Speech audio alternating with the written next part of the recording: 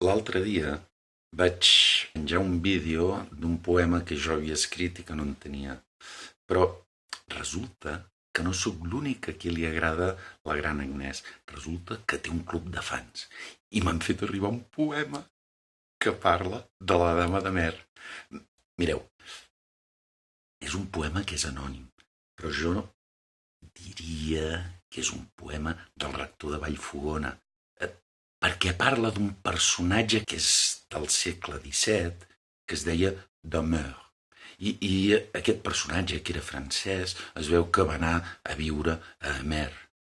A més, a les cròniques d'Amer expliquen que una vegada aquest tal Domeur li va passar una cosa que és que em sembla que va menjar moltes mongetes o no sé, alguna cosa que li va originar una mica l'estómac que va fer que aquella nit la comencés molt bé perquè li va passar una cosa molt divertida.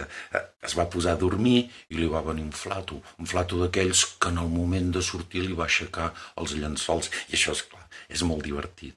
Però resulta que vinga a apretar, rac, se li va escapar tot.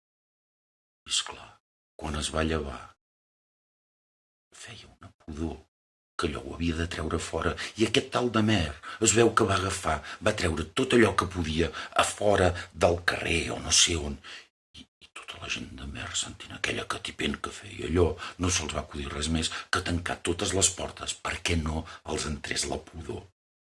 I aleshores van escriure un poema a la gran dama de Mer. El poema diu així: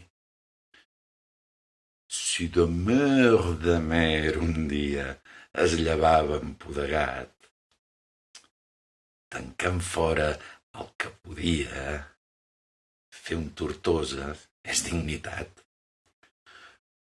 Per cert, que tampoc l'entenc. I vosaltres?